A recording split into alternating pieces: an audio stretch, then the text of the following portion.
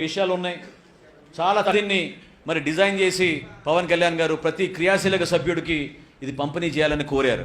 దీని వెనక చాలా ఆలోచన ఉంది. మిమ్మల్ని అందరినీ కూడా రాబోయే రోజుల్లో ప్రతి జిల్లాలో కూడా ట్రైనింగ్ ప్రోగ్రామ్ ఇస్తాం. ట్రైనింగ్ ప్రోగ్రాంతో పాటు మిమ్మల్ని అందరినీ కూడా గుర్తించే విధంగా ఒక ఐడి కార్డు, దాంతోపాటు 5 లక్షల రూపాయల ఇన్సూరెన్స్ సర్టిఫికేట్ మీకు ప్రతి ఒక్కరికి కూడా ఇస్తాం. ఈ యాక్సిడెంట్ ఇన్సూరెన్సు ప్రతి నెల జనసేన పార్టీ నుంచి మనం ఈ కంపెనీకి కడుతున్నాం. ఒక హెల్ప్ డెస్క్ కూడా ఏర్పాటు చేసుకున్నాం. కంపెనీ నుంచి ఒక ప్రతినిధి, మన పార్టీ కార్యాలయం నుంచి ఒక ప్రతినిధి 24 గంటలు మీకు అందుబాటులో ఉండేటట్టు. మీరు ఇంకెవరికి కూడా ఫోన్ చేసుకోవాల్సిన లేదు. ఎటువంటి దురదృష్టమైన సంఘటన జరిగినా కూడా మీరు ఆ నంబర్కి ఫోన్ చేస్తే ఆ నంబర్లో కూడా దీని వెనకాల ఉంటాయి. ఇమ్మీడియట్గా మన వాళ్ళు రెస్పాండ్ అయ్యి 24 గంటల లోపే కనీసం మిమ్మల్ని ఇమ్మీడియట్గా హాస్పిటల్లో తీసుకెళ్లేటట్టు, హాస్పిటల్లో 50,000 రూపాయల వరకు ఖర్చు పెట్టేటట్టు జనసేన పార్టీ నుంచి మనం ఏర్పాటు చేసాం మన క్రియాశీలక సభ్యులు.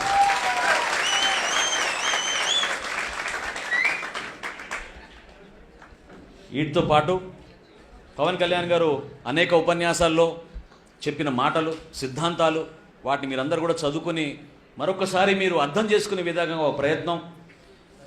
ఇది కాకుండా ఇంకోటి ఉండండి, మీ అందరికీ ఒక బుక్, ఫోటో ఇది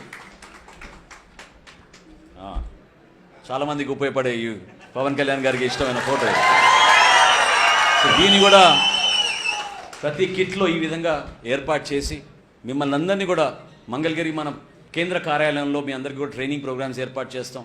జిల్లాల వారీగా, నియోజకవర్గ వారీగా కూడా అందరికీ సమాచారం అందే విధంగా మన కేంద్ర కార్యాలయం నుంచి మీకు వాట్సాప్ల ద్వారా, ఈమెయిల్ ద్వారా మీ అందరికీ కూడా మెసేజ్లు వస్తాయి.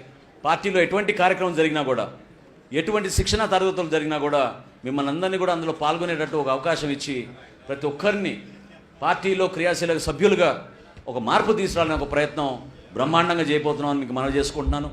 మహిళలు ప్రత్యేకంగా చాలా అద్భుతంగా పార్టీకి అండగా నిలబడ్డారు. శిరస్సు వహించి మిమ్మల్ని ప్రత్యేకంగా పవన్ కళ్యాణ్ గారి తరఫున, పార్టీ తరఫున మీకు నమస్కరిస్తున్నాను. ఎందుకంటే చాలా ప్రాంతాల్లో నేను పర్యటిస్తున్నాను. ప్రతి ప్రాంతాల్లో కూడా నేను ఈ ప్రశ్న అడుగుతున్నాను. ఏ విధంగా మనకి ప్రజల్లో ఆదరణ కలిగిందంటే, ముక్కుమ్మడిగా ప్రతి ఒక్క నాయకుడు నాకు చెప్పింది ఏంటంటే, మహిళలేనండి మన పార్టీ నిలబెట్టింది, మహిళలు వచ్చి గర్వంగా మన ముందు తీసుకెళ్తున్నారు, వాళ్ళ ద్వారానే ఎలక్షన్ చేయగలిగాం,